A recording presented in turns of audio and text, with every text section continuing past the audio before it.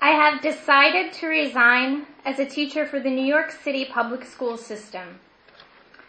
It was my belief, as well as that of my attorney, that the First Amendment protected my right to publish my experiences and opinions, however controversial, and that I did not waive my rights by becoming a government employee. I grew up in a working poor household and was the product of a broken home. I was the first in my family to go to college. For me, stripping was a means to socioeconomic opportunity. Years later, circumstances would lead me to work as a prostitute. That choice, for me, was a mistake. As I wrote on the Huffington Post, I found prostitution, quote, physically demanding, emotionally taxing, and spiritually bankrupting, end quote. While I do not regret what this experience taught me, I wish the pain of that experience on no one. Today, my life is filled with happiness and opportunity.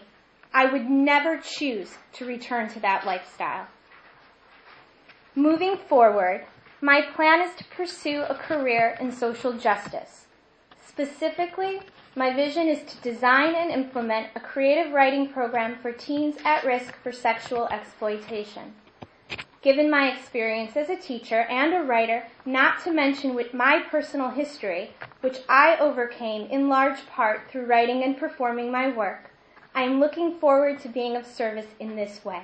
You knew the risk that you were presented with as you wrote those words. I was very surprised and disappointed in the way the DOE handled this situation. I do believe they could have stood behind me. I understand that there is a great amount of stigma leveled at women who have experiences like mine, and I had hoped that by my expressing my opinion in the forum, the Huffington Post, that would be of no risk, but I understood that I live in this reality, and there was that chance. But you're making this a First Amendment argument. As you sat there writing this, it wasn't what you knew what you were getting into here. Well, I would just respectfully disagree that she knew.